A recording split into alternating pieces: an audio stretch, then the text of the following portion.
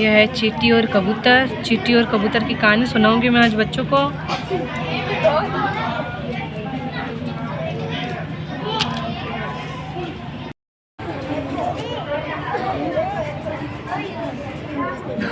शिवटी सकन दूई गई मैं बारे गाट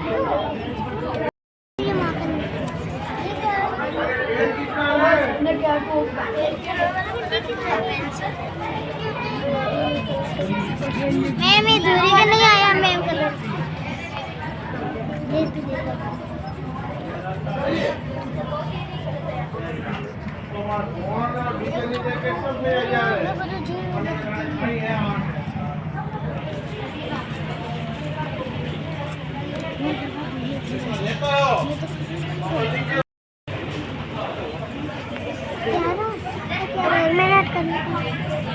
अरे वाह, आपने तो बहुत ही ज़्यादा कबूतर को अच्छा बनाया। अब चींटी को भी अच्छा करो।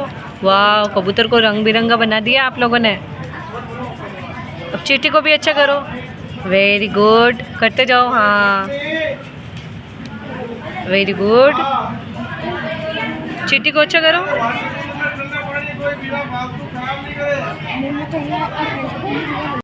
अरे वाह, चींटी कबूतर को तो बहुत ज़्यादा अच्छा बना दिया आप लोगों ने।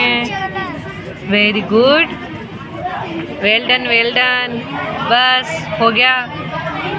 देखो ये जो हमारे इन्होंने बच्चों ने चींटी और कबूतर को कितना अच्छा रंगीन बना दिया इन्होंने।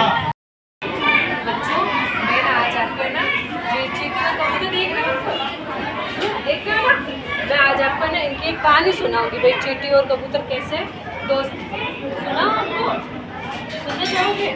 देखो, एक बार की बात है, गर्मी के दिनों में जंगल में चींटी पानी की तलाश में भटकती।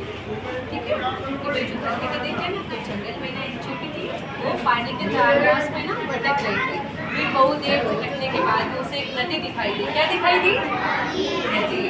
और वो खुशी से भर उठी और प्यासी चींटी ने जब पानी पीने के चट्टान पर चढ़ने की कोशिश की तो वो फिसलदार नदी में भी गिर पड़ी।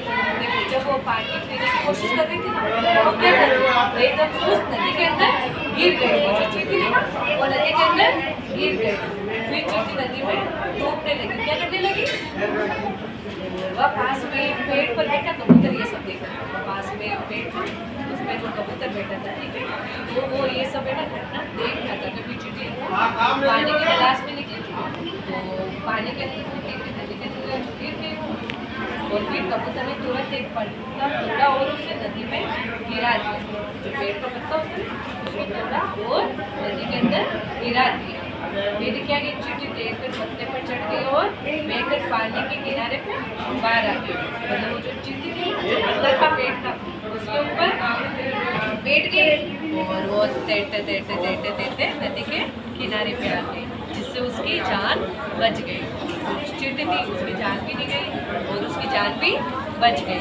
और इस घटना के बाद चींटी और कबूतर में क्या हो गई थी? गहरी दोस्ती हो गई थी। क्या हो गई थी? गहरी दोस्ती हो गई थी। और फिर एक दिन जंगल में एक शिकारी आया और कबूतर को निशाना बनाया। अब देखो, वो तो थी चींटी की बात, अब है कबूतर की बात। ठीक है, फिर चींटी ने ये सब देखा और शिकारी के पास पहुंचकर उसे काट दिया। जैसे ही मतलब वो शिकारी उस कबूतर को मारना चाहता था ना, तो चींटी ने क्या किया?